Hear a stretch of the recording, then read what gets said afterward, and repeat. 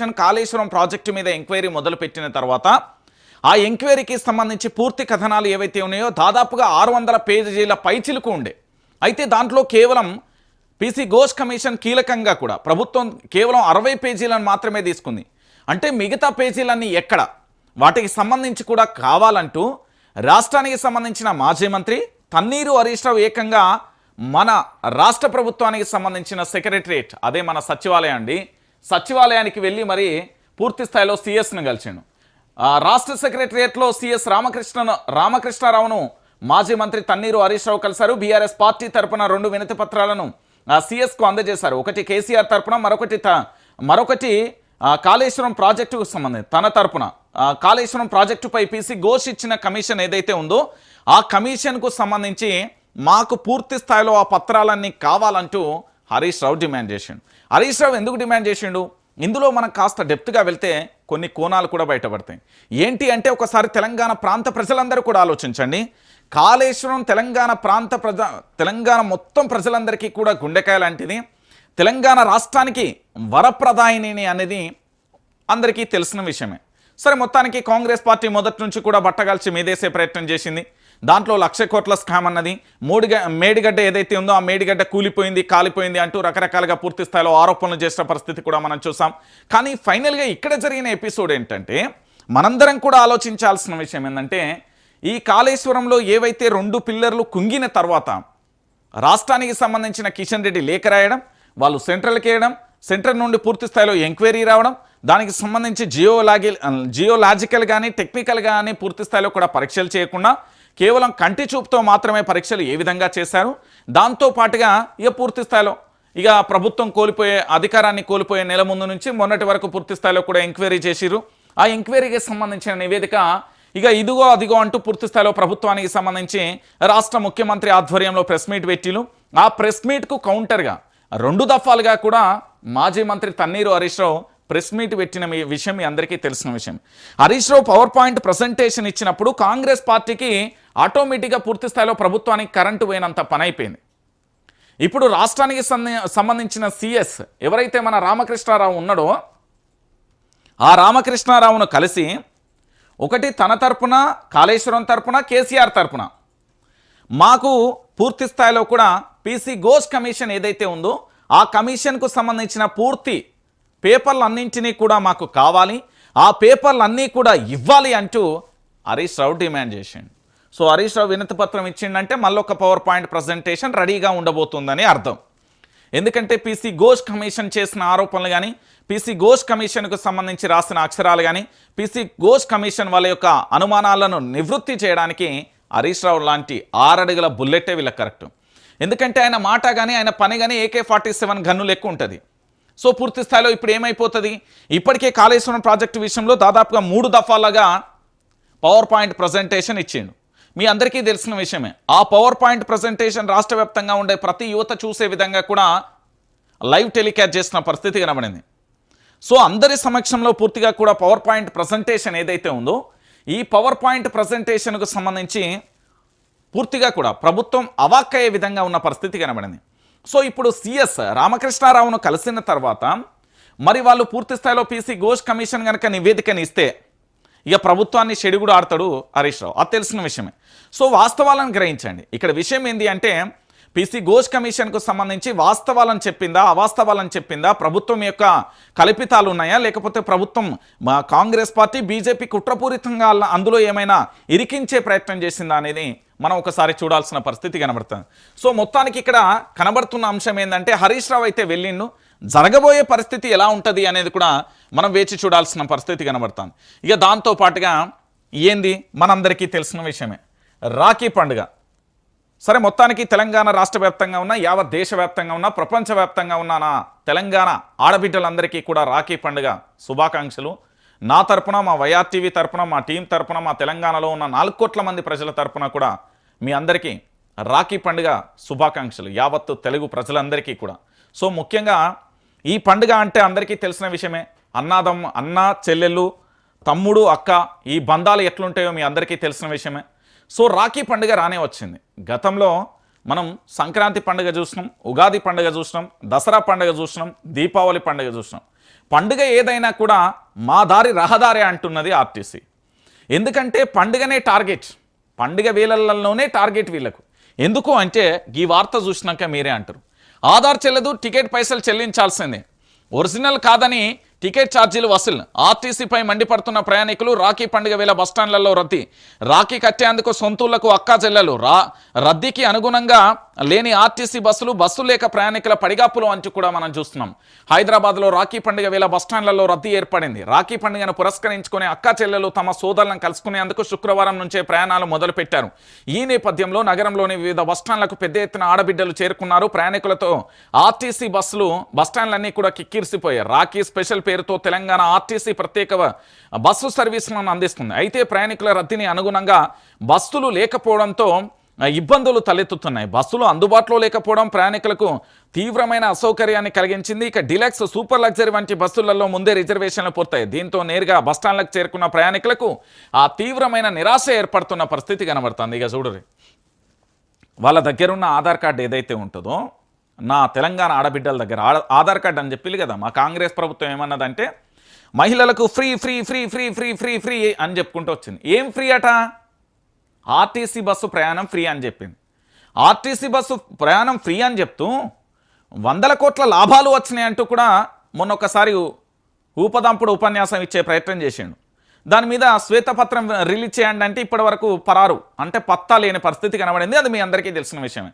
దాదాపుగా సుమారు 6,600 కోట్లు ఏమో లాభాలు వచ్చినాయి. ఎట్లా లాభాలు వచ్చినాయి అంటే దానికైతే ఒక సంఖ్యాశాస్త్రం ప్రకారం, అంటే పూర్తిగా గణాంకాలు, అంకాలు అవన్నీ ఏది లేకుండా పూర్తి స్థాయిలో కూడా వాళ్ళ నోటికి వచ్చిండ్రు చెప్పిర్రా, లేకపోతే శ్వేతపత్రం రిలీజ్ చేసి పబ్లిక్ డొమైన్లో పెట్టిలా అంటే అక్కడ కూడా దొరకలేని సెర్చ్ చేసిన.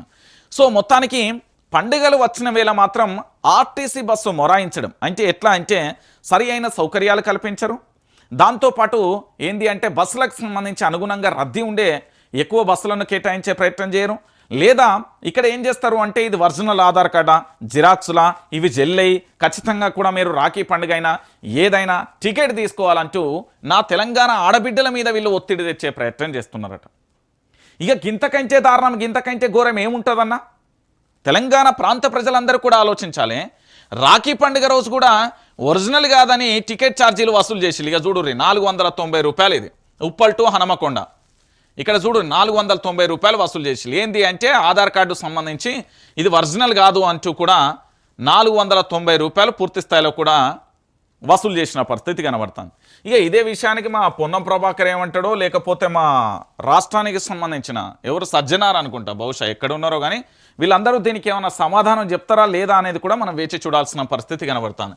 ఇక ఇది ఇట్లుంటే ఇంకొక ప్రధానమైన ఎపిసోడ్ చూడు, నేను చూసిర్రా, తెలుసు కదా మీ అందరికీ, రాహుల్ గాంధీ యావత్తు భారతదేశ వ్యాప్తంగా పేరు వినబడుతుందో లేదో కానీ మా తెలంగాణ కాంగ్రెస్ నేతలు మొత్తం కూడా జపాన్ చేస్తారు. రాహుల్ గాంధీ, రాహుల్ గాంధీ, రాహుల్ గాంధీ, రాహుల్ గాంధీ, రాహుల్ గాంధీ, రాహుల్ గాంధీ, రాహుల్ గాంధీ. ఈ జపం ఎందుకు చేస్తారు అంటే పదవుల కోసం, పదవుల ఆంక్ష కోసం, పదవుల ఏంది అంటే కలల సౌధాన్ని, వాళ్ళ యొక్క పదవుల ఆశను నెరవేర్చుకోవడానికి మాత్రమే ఈయనకి జపం చేస్తారు. లేకపోతే ఈయన పెద్ద మేధావనో, లేకపోతే ఈ భారతదేశంలో అందరికంటే గొప్పవాడనో కాదు.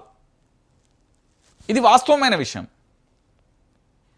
లెక్క ప్రకారం రాహుల్ అని పెట్టాలి, రాహుల్ గాంధీ అనేది కూడా కాదు అనేది మన ప్రపంచ యాత్రికుడు నాన్ వేష్ ఉన్నాడుగా చాలా క్లారిటీగా చెప్పిండు. ఇక ఆ వీడియో చూస్తే మరి వీళ్ళు ఏం చేస్తారో నాకు తెలియదు కానీ అయినా తెలుగు రాదు కాబట్టి అది అర్థం కాదేమో బహుశా. ఒకసారి ఇది చూడుర్రి, రాహుల్కు ప్రశ్నలు ప్రశంసలు రెండు ఉన్నాయి. ఏది ఓట్చోర్ అంటూ రాహుల్ గాంధీ చేసిన సర్వే ఇప్పుడు హాట్ టాపిక్గా మారింది. అటు కేంద్ర ఎన్నికల సంఘంపై సంచలన ఆరోపణలే చేశారు. బీజేపీ గెలుపు కోసం ఈసీ పావుగా మారిందని చెప్పారు. సాక్ష్యాధారాలు ఇవిగో అంటూ పెద్ద పెద్ద పేపర్లు బీడ్స్ చూపించారు. ఇక దీంతో ఈ ఇష్యూ పొలిటికల్ సర్కిళ్లలో సంచలనం సృష్టించింది. ప్రతిపక్ష పార్టీలు రాహుల్ చేసిన ఈ సర్వేలపై ప్రశంసల జల్లు కురిపిస్తూనే మరోవైపు ప్రశ్నల వర్షం కురిపిస్తున్నాయి. బీజేపీ గెలిచిన దగ్గర సర్వే చేసిన ఆయన మరి కాంగ్రెస్ పార్టీ గెలిచిన స్థానాలలో ఎందుకు సర్వే చేయలేదన్న ప్రశ్నలు వస్తున్నాయి. ఓట్ చోర్ మీద పెట్టిన ఫోకస్ కాంగ్రెస్ గ్యారంటీల అమలుపై పెడితే బాగుంటుందని చెప్పిన పరిస్థితి కనబడతాయి. నిజంగానే ఆయన ఓట్ చోర్ను బయట పెట్టిన రాహుల్ గాంధీ ఓకే, నకిలీ ఓట్లు కానీ రెండు ఓట్లు కానీ ఇతరత్ర బయట పెట్టిండు శేవాష్. ఎన్నికలలో బీజేపీతో ఈసీ కలిసి కుట్ర జరిగింది. మహారాష్ట్ర, హర్యానా అసెంబ్లీ ఎన్నికలలో మాయా, కర్ణాటకలోని బెంగళూరు సెంట్రల్ ఎంపీ స్థానంలోనూ ఇక భారీగా ఫేక్ ఓటర్లు ఉన్నట్లుగా ఆధారాలు బయటపెట్టిన రాహుల్, అందుకే మేము ఓడిపోయామన్న కాంగ్రెస్ అగ్రనేత. ఈసీ ఫెయిల్యూర్ను బయటపెట్టిన రాహుల్ను ఇక ప్రశంసిస్తూనే పలు ప్రశ్నలు సంధిస్తున్న జనం. ఓట్చోరు బీజేపీ గెలిచిన చోటే అయిందా, కాంగ్రెస్ గెలిచిన చోట కూడా అయిందా? రాహుల్ చెప్పిన లోక్సభ పరిధిలోని సివి రామన్ నగర్ నియోజకవర్గంలో కాంగ్రెస్కు లీడు. అదే అసెంబ్లీ నియోజకవర్గంలో ఇక్కడ బీజేపీ గెలుపు. బీజేపీ గెలిచిన స్థానంలో చేసిన పేపర్ వర్క్స్ కాంగ్రెస్ గెలిచిన స్థానంలో ఎందుకు చేయలేదు అంటూ ప్రశ్న. దేశంలోని ప్రతి నియోజకవర్గంలో ఉన్న సమస్య ఇదే. ఓట్చోర్ మీద పెట్టిన ఫోకస్ కాంగ్రెస్ గ్యారంటీల అమలుపై పెడితే బెటర్ అంటూ హితవు అంటూ కూడా చెప్పిన పరిస్థితి కనబడుతుంది. ఇక ఈయన గురించి మనం చాలా చెప్పుకోవాలి. ఎందుకంటే చేతులు ఏమన్నంటే భారత రాజ్యాంగం పడతాడు, కానీ తెలంగాణలో భారత రాజ్యాంగం అమల్లో ఉండదు. ఈయన ఏమన్నంటే 6 గ్యారంటీలు. అయ్యా రాహుల్ గాంధీ, ఇగో ఈయనను మంచిగా చూడరు, ఈయన పేరు రాహుల్ గాంధీ. నేను షార్ట్కట్లో రాహుల్ అని పిలుస్తా. అది ఎందుకు పిలుస్తా అనేది మీ మనస్సాక్షికి కూడా తెలుసు. కానీ ఈ రాహుల్కు సంబంధించి చేసే వ్యాఖ్యలు ఏంది అంటే, ఏదైతే ఓటు బ్యాంక్ ఉన్నది కదా, ఒకరి పేరు మీద 2 ఓట్లు ఉండడం, దొంగ ఓట్లు ఉండడం, నకిలీ ఓట్లు అంటాం కదా, రకరకాలుగా దాని మీద బయట పెట్టాడు. కానీ మా తెలంగాణలో పూర్తి స్థాయిలో కూడా మీ 6 గ్యారంటీల పరిస్థితి ఏంది, మీ 13 అంశాల పరిస్థితి ఏంది, మీ 420 హామీల పరిస్థితి ఏందా రాహుల్ గాంధీ? మాటలు బాగానే చెప్తాడు ఈయన, అద్భుతంగా చెప్తాడు. మైక్ ఇస్తే ఉపదంపుడు ఉపన్యాసాలు మా ఇంటికాడ ఉండే మల్లయ్య, ఎల్లయ్య, పుల్లయ్య అందరు చెప్తారు. కానీ వాటి యొక్క అమలు పనితీరు ఏది అంటున్నా. ఈరోజు కాంగ్రెస్ పార్టీ గెలిచింది కదా మరి తెలంగాణలో, ఈడ కూడా నకిలీ ఓట్లు ఏమైనా ప్రభావం చూపినా అవి కూడా చెప్తే బాగుండు అంటున్నారు. 6 గ్యారంటీల విషయంలో ఇప్పటి వరకు కూడా ఒక క్లారిటీ లేని ప్రభుత్వం, 13 అంశాలు అమలు చేయాలన్న సోయి లేని ప్రభుత్వం, 420 హామీలను పట్టించుకొని దద్దమ్మ ప్రభుత్వం అని ప్రజలు లొల్లి పెడుతున్నారు. మామూలుగా లొల్లి పెడతలేరు ప్రజలు. సరే ఈయనేదో నీతులు చెప్తాను, నీతి సూత్రాలు చెప్తాను, వీళ్ళ పార్టీకి సంబంధించిన నేతలు కూడా ఈయన లెక్కనే ఉన్నారు. పోనీ వాళ్ళకేమన్నా బాగున్నదారని ఆయన మంచిగా చేస్తారా అంటే వాళ్ళ తెలుగులు కూడా గట్లనే ఉన్నాయి. ఈయన ఏంది అంటే పూర్తి స్థాయిలో ఎట్లున్నదో ఇక మీ అందరికీ నా నోటే చెప్పాల్సిన అవసరం లేదు. 6 గ్యారంటీల మీద ఫోకస్ లేదు, కానీ ప్రజల జీవితాల మీద ఫోకస్ ఉన్నాయి. ఎట్లా దాచుకోవాలి, ఎట్లా దోసుకోవాలి, ఈ పనులలో ఉన్నారు తప్ప అంతకు మించి లేని పరిస్థితి కనబడుతుంది. అంటే ఒకసారి మీరు అందరూ కూడా ఆలోచించాలి. ఇక దీంతో పాటుగా మరో అంశాన్ని కూడా చూద్దాం. చీకట్లలోనూ ఎదురుచూపులు, యూరియా కోసం యూరియా కష్టాలు కంటిన్యూ. రాజన్న సిరిసిల్ల జిల్లాలో చీకట్లలోనూ మహిళలు ఎదురుచూపులు, ఎరువుల కొరతపై ఆగ్రహం. వనపర్తి జిల్లాలో 4 రోజులుగా రాని ఎరువులు, పడిగాపులు కాస్తున్న రైతులు, సర్కారు తీరుపై ఆగ్రహం. ఏం చేస్తుందా నా ప్రభుత్వం నాకు అర్థం కాదు. ఏమన్నా గుజ్జి గుర్రానికి ఏమన్నా పనులు దొమ్ముతుందా, లేకపోతే కోడిగుడ్డు మీద ఈకలు బిక్తున్నారా? ఏంది ఇది చీకట్ల? ఈ చీకట్లలో ఎరువుల కోసం ఏంది? ఆడ పామో తేలో ఏదైనా గుర్తు ఎట్లా, లేకపోతే ఎవరికన్నా ఏమన్నా అయితే ఏంది పరిస్థితి నాకు అర్థం కాదు. అయ్యా రాష్ట్రానికి సంబంధించి తెలంగాణలో ప్రభుత్వం అనేది ఒకటి ఉందా? ఈ రాష్ట్రానికి సంబంధించి పార్లమెంట్ సభ్యులు అనేటోళ్ళు ఉన్నారా? ఈ రాష్ట్రానికి సంబంధించి మంత్రివర్గం అనేది ఒకటి ఉందా? ఈ రాష్ట్రానికి సంబంధించి అధికార వ్యవస్థ అనేది ఒకటి ఉందా? ఉంటే మీరు గిట్ల ప్రజలను నడి చీకట్లలో రోడ్ల మీద ఎందుకు నిలబెడతారు? ఈ కష్టాలేంది? యూరియాకు సంబంధించి గత ప్రభుత్వంలో ఎందుకు రాలే, మీ ప్రభుత్వంలోనే ఎందుకు వస్తున్నాయి? మీరు ఏం చేస్తున్నారు? పరిపాలన అనేది, అడ్మినిస్ట్రేషన్ అనేది మీకు వస్తున్నదా లేదా? అసలు పరిపాలన మీకు వస్తుందా రాదా? ఓ క్లారిటీ ఇవ్వండి అయ్యా. రాకపోతే రాదు అని రిజైన్ చేసిపోర్రి. కానీ సామాన్య మధ్య తరగతి పేద ప్రజలకు సంబంధించి, పేద రైతాంగానికి సంబంధించి ఎందుకు ఇట్లా టార్చర్ పెడుతున్నారు సన్నకారు రైతులకు సంబంధించి? మామూలు హింసన ఇది? కుక్కతోక పట్టుకొని గోదావరి ఈదినట్టు అవుతుంది ఈ ప్రభుత్వంతో. పోనీ ప్రభుత్వం ఏదైనా మంచి పనులు చేస్తుందా అంటే అది లేదు.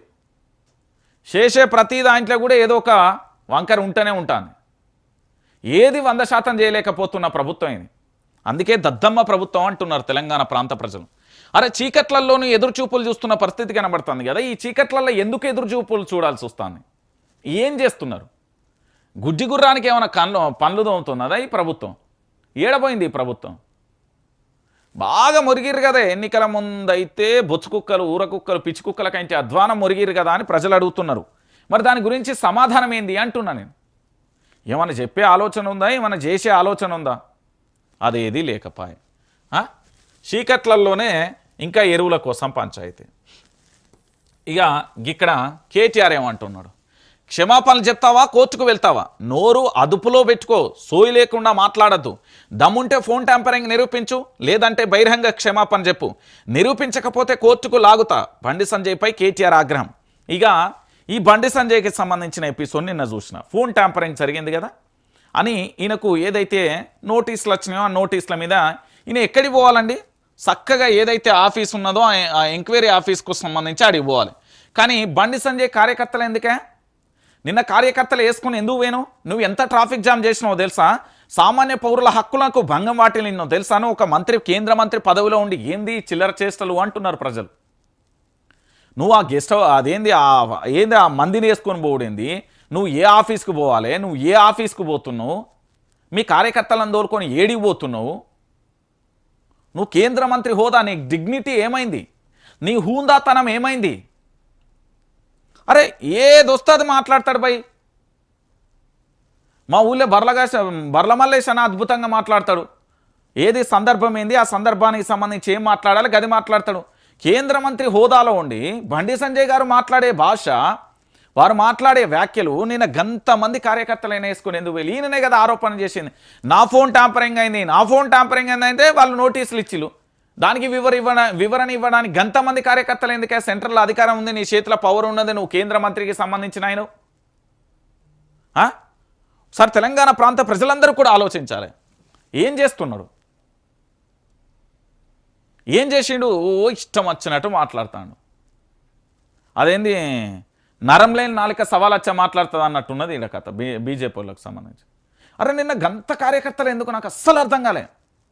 సామాన్యులకు నిజంగా చెప్తున్న ఆ ట్రాఫిక్లో నరకం కనబడ్డది. సామాన్యులకు మామూలు నరకం కాదు. వీళ్ళు పోయేది సిట్టు విచారణకు, వాళ్ళ ఫోన్ ట్యాంపరింగ్ అని అంటే చక్కగా పోవాల్సింది. రేపు పొద్దుగాల మేము కూడా కోర్టులో పోయినప్పుడు మరి వేల మంది వేసుకొని పోతావు. ఏ ఒక్క పోలీస్ తెలంగాణలో ఎఫ్ఐఆర్ నమోదు చేయదు. ఎఫ్ఐఆర్ నమోదు చేస్తే ఎఫ్ఐఆర్ కూడా ఉండదు చెప్తున్నా. మరి ఈయన మీద ఎఫ్ఐఆర్ నమోదు చేయరి. నిన్న సామాన్యులకు ఎంత నరకం కనబడ్డది మాకు. అంతమంది కార్యకర్తలు వేసుకొని ఏదో ర్యాలీగా వీళ్ళేదో భారతీయ జనతా పార్టీ తెలంగాణకు పీకి పొడిచినట్టు ఏమి ఇచ్చేది లేదు, పీకేది లేదు. ఈ తెలంగాణకు ప్రజలు ఇదే మొత్తుకుంటున్నారు, 24 గంటలు గదే మొత్తుకుంటున్నారు. అరే ఎంత దారుణమండి. కేంద్ర మంత్రి హోదాలో ఉండి గంత భయమా? అంత దారుణంగామా? ఇంకేమైనా ఉన్నదా? ఇక లొల్లి సల్లగుణ ఏడ చూసినా ఇదే పంచాయతీ. ఇక ఇదొక్కసారి చూడుర్రి. లగచెర్ల సినతల్లి గుర్తుందా? భూములు ఇవ్వనందుకు తన భర్తను జైలుకు పంపి తమపై దౌర్జన్యానికి పాల్పడిన కాంగ్రెస్ సర్కార్పై ఢిల్లీ దాకా వెళ్లి పోరాడింది లగచెర్ల జ్యోతి. ఆ సమయంలో ఒక అన్నలా తమకు అండగా నిలిచిన బీఆర్ఎస్ వర్కింగ్ ప్రెసిడెంట్ కేటీఆర్కు తమ తండా మహిళలతో కలిసి వచ్చి శుక్రవారం రాఖీ కట్టింది జ్యోతి. ఇక ప్రభుత్వ భూములు ఒకసారి ఇది చూడుర్రి. ప్రభుత్వం ఆ భూములను గుంజుకొని నా భర్తను, కుటుంబ సభ్యులను జైల్లో పెట్టి పోలీసులతో దాడులు చేయించి దౌర్జన్యానికి దిగిన సందర్భంగా నిండు గర్భిణి అయిన నా బాగోగులను సోదరుడిలా కేటీఆర్ చూసుకున్నారు. నా బిడ్డకు భూమి నాయక్ అని నామకరణ చేశారు. అందుకే రామన్న కోసం లగచెర్ల నుంచి రాఖీ తెచ్చిన లగచెర్ల జ్యోతి అంటూ కూడా చూడొచ్చు.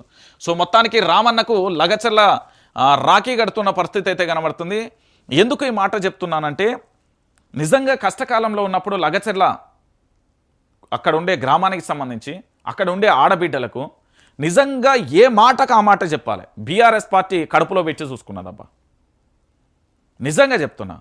లగచెర్ల బాధితులకు సంబంధించి ఆ కన్నీటి వరదల సాక్షిగా వాళ్ళ భర్తలు లాఠీలతో వాళ్ళని ఎంత దారుణంగా చిత్రహింసలు పెట్టిల్లో పడ్డోళ్ళ కాళ్ళకు తెలుసు, కొచ్చినోళ్ళకు తెలుసు, విన్నోళ్లకు తెలుసు.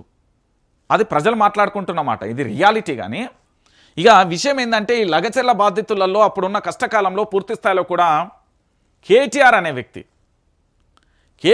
వ్యక్తి పూర్తిగా కూడా ఎంత అండగా నిలిచిందంటే నిజంగా సెల్యూట్ అయ్యా కేటీఆర్. నీకు నిజంగా చెప్తున్నా కదా, ఈ విషయంలో మాత్రం 100% అప్రిషియేట్ చేయొచ్చు తెలంగాణ ప్రాంత ప్రజలు. ఇక గిరి చూసిల్లు కదా, అన్నా ఏడున్నావన్నా? హైదరాబాదులు రా, ఏం చేస్తున్నావే? ఉద్యోగం చేస్తున్నా, ఏడ చేస్తున్నావు? హైటెక్ సిటీ, కోకాపేట, గచ్చిబౌలి, మాదాపూరు, కొండాపూరు, ఇంకేమన్నా ఉంటే చెప్పుకోరు. కానీ 5 దాటితే హ్యాండ్స్ అప్, ఎక్కడోళ్ళు అక్కడ ఆగాలి. మనం చిన్నప్పుడు దొంగ పోలీస్ ఆట గుర్తుందా మీకు? చిన్నప్పుడు దొంగ పోలీస్ ఆట ఆడినప్పుడు పూర్తి స్థాయిలో ఎక్కడికక్కడ ఒక అంశం వస్తుంది. ఏంది అంటే పోలీస్ దొంగ ఆట ఆడతా అంటే వీళ్ళు పిల్లలందరూ పోయి ఎక్కడోళ్ళు అక్కడ దాచుకుంటే కనబడ్డోళ్ళకి హ్యాండ్స్ అప్ అంటారు కదా. ఈరోజు తెలంగాణలో పరిస్థితి కూడా గట్లనే ఉన్నది. ఇక చూడు, ట్రాఫిక్ 5 దాటుడు కాదు నాయన, రాత్రి 1ంటికి కూడా ఇదే నరకం. మరి మా ట్రాఫిక్ పోలీసు వాళ్ళు ఏం చేస్తుర్రన్నా?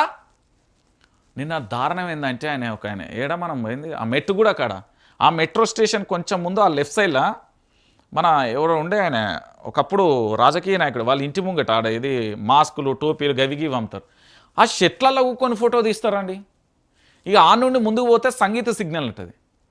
దారుణం ఏంటంటే ఉదయం 11 గంటలకు కూడా డ్రంక్ అండ్ డ్రైవ్ టెస్టులు చేస్తారు. అది ఆగిన సిగ్నల్కి వచ్చి.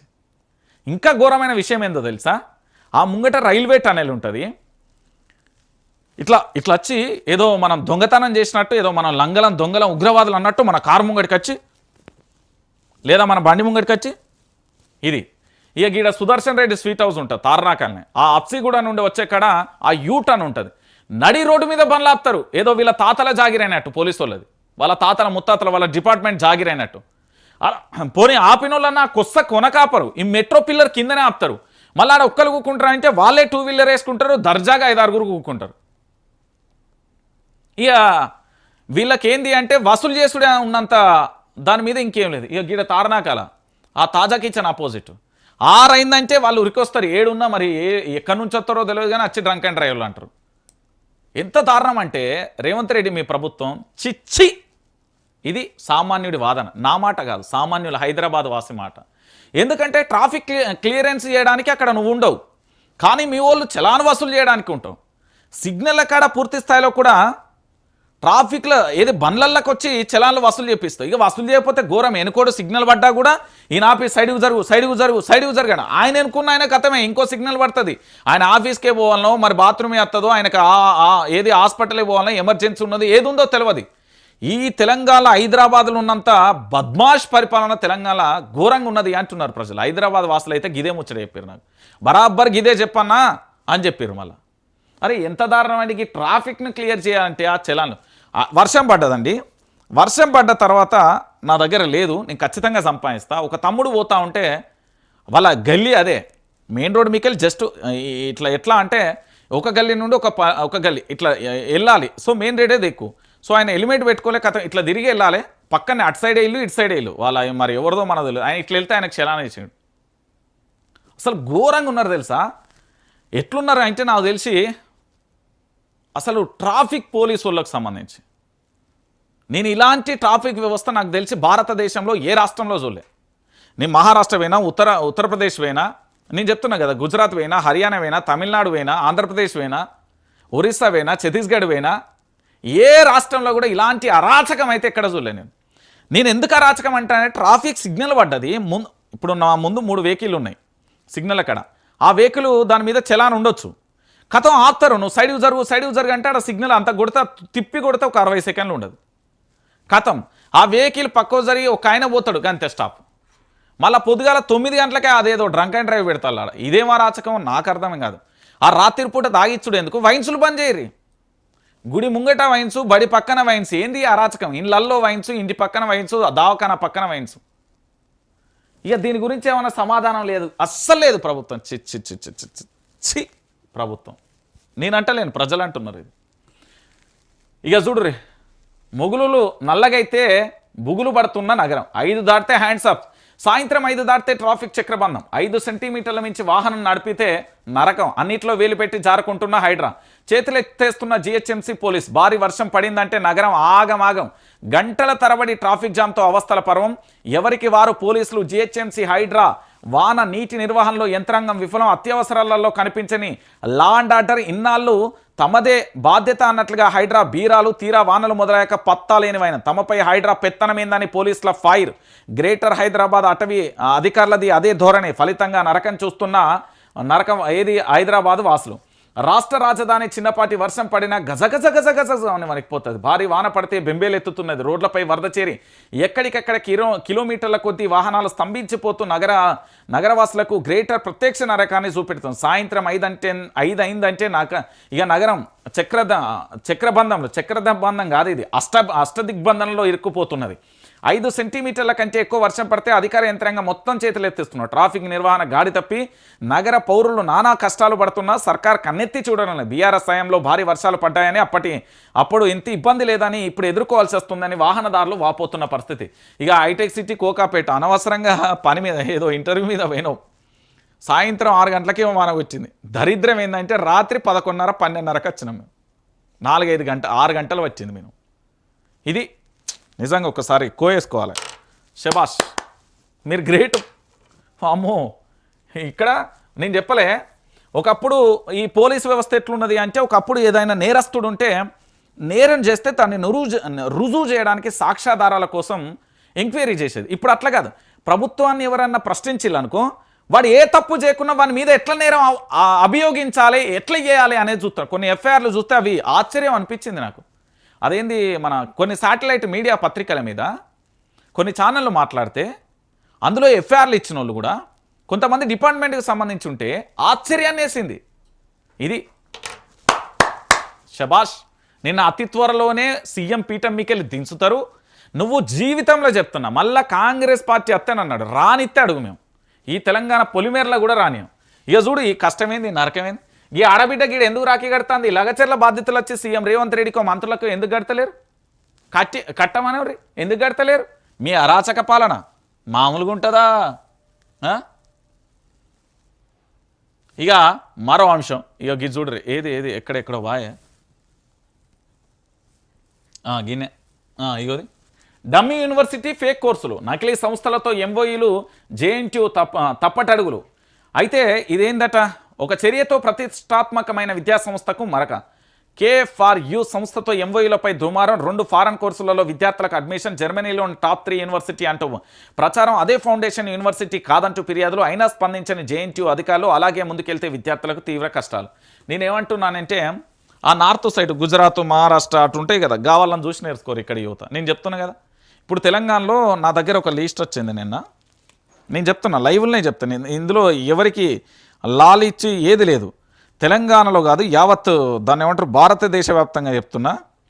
ఈ తెలంగాణలో అట డిగ్రీలు అంటే 10వ తరగతి 12, 15 చదివిన వాళ్ళు 57 లక్షల పైచిలకు నిరుద్యోగులుగా మిగిలిపోయింది. పీజీలు చేసిన వాళ్ళు 8 లక్షలు, ఎంఫిల్ చేసిన వాళ్ళు 4 లక్షలు, పిహెచ్డీలు చేసిన వాళ్ళు దాదాపుగా వేలల్లో ఉన్నారు. సో ఇంతమంది నిరుద్యోగులు, దాదాపుగా 60 లక్షల మంది నిరుద్యోగులు ఉన్నారు. మనకేంది అంటే ఓన్లీ చదవాలే ప్రభుత్వ కొలువు. మన వ్యాపారాలద్దు, మనం నలుగురికి ఉపాధి కల్పిద్దామనద్దు, ఏదద్దు. ఏంది అంటే ఆ చదువులతో ఏమన్నా సమాజం పోతే పనికొస్తాయా అంటే, ఇప్పుడు మా రేవంత్ రెడ్డి ఉన్నాడు, లేదా మా మంత్రివర్గం ఉన్నది, మా రాజకీయ నాయకులు ఎమ్మెల్యేలు, ఎమ్మెల్సీలు, ఎంపీలు ఉన్నారు. వాళ్ళు ఏడ భారత రాజ్యాంగం చదివిలు, ఏ ఆర్టికల్ చదివిలు, ఏ ఎంఏ పొలిటికల్ సైన్సులు చదివిలు, ఎక్కడ రాజనీతి శాస్త్రం చదివి వాళ్ళు లీడర్లు అయ్యి చెప్పుర్రి. వాళ్లకు దానికి ఏమన్నా సంబంధం ఉన్నదా? ఐటీ మినిస్టర్ ఉన్నాడు, ఏ శాఖ చదవాలి? వ్యవసాయ శాఖ మంత్రి ఉన్నాడు, ఏ శాఖ చదవాలైనా? డాక్టర్ అది ఆరోగ్య శాఖ మంత్రి ఉన్నాడు, ఏం చదవాలైనా? ఇక మీరే అర్థం చేసుకోరు. చదువులు శారడు బలపాలు దోశాడని మా ఊళ్ళల్లో నానుడు ఉంటుంది. గట్లనే అయిపోయింది తెలంగాణలో. అసలు చేస్తున్న దానికి చదువుతున్న దానికి ఏమన్నా సంబంధం ఉన్నదా? సరే చదివిన దానికి చేస్తున్న దానికి సంబంధం ఉందా? మళ్ళీ మన చదువులు చాలా గొప్ప. అమ్మో చదువుల జోలికి వస్తే అబ్బో ఆగ్రహం వీళ్ళకు. చదువులు చల్లకుండా ఏం చదువులు, జీవితాలాగం చేసే చదువులు తప్ప ఏం లేదు. అలా ఆ నారాయణ శ్రీ చైతన్యానికి కలబడతాయి అవి పేదోళ్ళ రక్తాన్ని తాగుతారు. ఆ ఏసీ గదులలో ఏం చెప్తారో పోరగాళ్ళని పాపం 4 గంటలు లేపుతారట, రాత్రి 11 దాకా నరకం. ఆ బుక్కులు మేము చదువుకున్నప్పుడు ఏది చెట్ల కింద ఇంత నల్లబోర్డు ఉండే, ఆశ్రమ పాఠశాలలని ఉండే. మమ్మల్ని ఈడో బ్యాచ్ ఆడో బ్యాచ్ అంతా తిప్పి కొడితే మొత్తం బడి మొత్తం కూడా ఒక బంగ్లా ఉండపోయేది. బీసీ టికెట్లు ఇగో ఎవరెటు అందరూ ఏకపక్షంగా నిర్ణయం తీసుకుంటారా? ఒక్కో పార్టీ ఒక్కో చోటు ఇస్తే బీసీలకు అన్యాయమే. ఆర్డినెన్స్ రాకుంటే ఎవరికి వారే ఏమన్నా తీరే. చట్టం ద్వారా రిజర్వేషన్లకు అమలైతేనే బీసీలకు న్యాయం వాదిస్తున్న బీసీ సంఘాలు, మేధావులు, నాయకులు. ఇగో ఇదంతా దద్దమ్మ నేను చెప్తున్న ప్రభుత్వానికి సంబంధించిన పేపరు. నేను క్లారిటీగా చెప్తున్నారు. బీసీలకు గత ప్రభుత్వం అంటే బీఆర్ఎస్ గవర్నమెంటు నేను చాలా చోట్ల చూసిన 42% ఎక్కువే ఇచ్చింది బీసీలకు. కొన్ని చోట్ల 50% మించి కూడా టికెట్లు ఇచ్చింది బీసీలకు. బీఆర్ఎస్ కరెక్టే ఇచ్చింది. ఇప్పుడు కాంగ్రెస్ ఎట్లిస్తుందో చూద్దాం మనం, గంతే. బీజేపీ ఎట్లిస్తుందో చూద్దాం. ఇదంతా డ్రామా. మన బీసీలను మోసం చేస్తున్నది ఒక ఆయన రాజకీయ లబ్ధి కోసం, ఇంకో ఆయన పూర్తి స్థాయి ఆయన ఎదుగుదల కోసం, ఇంకోలేమో ఏదో ఒక నినాదం ఉండాలి ప్రజలలో నాలికలలో బొర్రాలని ఇంకొక ఆయన. అంతే, అంతకు మించి వీళ్ళు పీకి పొడిచేది ఏం లేదు. మన బీసీల పక్షాన, మన బీసీల కోసం, మన బీసీ సమాజం కోసం, మన బీసీల చైతన్యం కోసం, మన బీసీల కోసం ఆర్ కృష్ణ ఎన్ని పోరాటాలు అంతకంటే తోపులా వీళ్ళు? ఒకసారి ఆలోచించరు మీరు. అంతకంటే తోపులా వీళ్ళు? బీసీల కోసం ఆర్ కృష్ణ కంటే ఎక్కువ పోరాటం చేసిల్లా? ఒక మాట మనం మాట్లాడుకుందాం మన తెలంగాణ భాషలో. నేనేమంటున్నానంటే బీసీ టికెట్లు ఎవరేటు అని నేనంటే మనల్ని మోసం చేస్తారు తప్ప, మనం ఎప్పుడైనా ఓటు బ్యాంకు కావాలా బీసీలకు తప్ప మనల్ని లాభపరిచే సంఘటన ఒక్కటి కూడా ఉండదండి. అంతకు మించి ఇక్కడ ఏమీ కనబడదు కూడా. నేను మళ్ళీ చెప్తున్నా కదా, గిన్నె తెలిసే ఒక వీడియో చూసిన వీళ్ళది. ఏంటి అంటే బీజేపీలో చేరుతున్నారు. రేపు జాయినింగ్కు ముహూర్తం ఫిక్స్. ఇతర మాజీల చేరికలో జాప్యం, సమయం చూసుకొని చేరే ఛాన్స్. నల్లమల్లలో బీజేపీ జెండా ఎగరవేస్తా. బీఆర్ఎస్ మాజీ MLA Guvvala Balaraju BJP state chief రామచంద్రరావుతో భేటీ. ఇది అయ్యే పనేనా? నల్లమల్ల అడవి ప్రాంతాలలో కమ్యూనిస్టు భావజాలు ఉన్న వాళ్ళు, దాంతోపాటు అక్కడి వాళ్ళు బీజేపీ జెండాను ఎట్లా ఇస్తారుగా? మణిపూర్ సంఘటన చూసినాక ఎట్లా బీజేపీని రానిస్తారు? నాకు అర్థం కాదు. బీజేపీ జెండా. ఈ గువ్వల బాలరాజు స్టేజ్ మీద కూకొని ఒక కార్యకర్త మాట్లాడతాడు, అన్నా నీకు దండం పెడతానా, నా పానం అన్న ఇస్తా కానీ నువ్వు వేరే పార్టీ పోకన్నాడు. అభిమానం ముంగట పదవులు ఆస్తులు ఎంతసేపు అండి? అవి ఎందుకు ఇండి? అభిమానాన్ని కాపాడుకోవాలి. మనకున్న ఏదైతే బంధం ఉంటుందో, స్నేహబంధం కావచ్చు, మనకు ఫాలోవర్స్ కాదు, వాళ్ళని కాపాడుకోవాల్సింది పోయి ఈనాడు బీఆర్ఎస్లో జైన్ కాకముందుకు గువ్వల బాలరాజు ఆస్తులేంది, ఇప్పుడు ఆస్తులేంది, అంతకుముందు వీళ్ళ చరిత్ర ఏంది, ఈయన చరిత్ర ఏంది, మళ్ళీ ఆ తర్వాత ఆయన ఏది మన ప్రచారంలో మాట్లాడిన మాటలేంది, ఇప్పుడు మాట్లాడుతున్న మాటలు, ఇవన్నీ తీస్తే మళ్ళీ రాజకీయాలలో కూడా ఉన్నాడు ఈయన. నేను చెప్తున్నా, నేనేమంటున్నా అంటే గువ్వల బాలరాజును వ్యక్తిగతంగా ఇంకో రకంగా అంటలేను. ఒక అవకాశం కల్పించినప్పుడు నిన్ను పూర్తి స్థాయిలో అవకాశాన్ని సద్వినియోగం చేస్తున్న చివరి వరకు దానికోసం పోరాటం చేయాలి. కానీ ఏం చేస్తున్నారండి వీళ్ళు? ఇది దారుణమైన విషయం. నేను చెప్తున్నా కదా, బీజేపీలో అలా నువ్వు ఆ బండి సంజయ్ దో వర్గం ఉంటుంది, కిషన్ రెడ్డిది, రాజాసింగ్ది, అంటే ఆయన ఇప్పుడు బయటకు వెళ్ళాను, రామచంద్రరావుది, ఈటెల రాజేందర్ది, ఆ రఘునందన్ రావుది, ఆ ధర్మపురి, మొత్తం ఆగమాగం అడివడి ఉంటుంది. బీజేపీ ఏమనుకుంటారు? వాళ్ళ కార్యకర్తలే పాపం నరకం చూస్తారు. అంతకంటే అదండి. నేనేమంటున్నానంటే, తెలంగాణ ప్రాంత ప్రజలారా పూర్తి స్థాయిలో ఆలోచించండి. నేను చెప్తున్న ఒక అంశం ఏంటి అంటే, ఇక్కడ వైఆర్టీవీ తెలుగు న్యూస్ ఛానల్ ఏదైతే ఉందో దాన్ని పూర్తి స్థాయిలో సబ్స్క్రైబ్ చేసుకోండి. సందేహం కూడా లేదు. ఎందుకంటే వాస్తవమైన ధోరణితో వాస్తవ కథనాలను ప్రచురించే విధంగా ఉండాలి. కానీ ప్రభుత్వం అవాస్తవాలను, కల్పితాలను ప్రచారం చేస్తే ఏమవుతుందో బహుశా ఈ ఎపిసోడ్ చూసిన తర్వాత మా రాష్ట్ర ప్రభుత్వానికి గట్టి 90mm సినిమా చూపించిండు అనుకోవచ్చు. ఎందుకు నేను ఈ విషయాన్ని చెప్తున్నానంటే, తెలంగాణ రాష్ట్ర వ్యాప్తంగా జరిగిన పరిణామాలలో ఒక వాస్తవమైన కోణాన్ని నేను గ్రహించిన తెలంగాణ ప్రాంత ప్రజలందరూ కూడా గిజ్జుడు. సిఎస్ను కలిసిన హరీష్ రావు పీసీ ఘోష్ నివేదిక పూర్తి పత్రాల కాపీలను ఇవ్వాలంటూ వినతి పత్రాల అందజేత అంటూ కూడా చెప్పిన పరిస్థితి కనబడుతుంది. మీ అందరికీ తెలిసిన విషయమే, పీసీ ఘోష్ కమిషన్కు సంబంధించి దాదాపుగా 600 పైచిలుకు పేజీలు ఏవైతే ఉన్నాయో 600 పైచిలుకు పేజీలకు సంబంధించిన కాపీ, అంటే PC Ghosh commission Kaleshwaram project మీద ఎంక్వైరీ మొదలుపెట్టిన తర్వాత ఆ ఎంక్వైరీకి సంబంధించి పూర్తి కథనాలు ఏవైతే ఉన్నాయో దాదాపుగా 600 పేజీల పైచిలుకు ఉండే. అయితే దాంట్లో కేవలం పీసీ ఘోష్ కమిషన్ కీలకంగా కూడా ప్రభుత్వం కేవలం 60 పేజీలను మాత్రమే తీసుకుంది. అంటే మిగతా పేజీలన్నీ ఎక్కడ, వాటికి సంబంధించి కూడా కావాలంటూ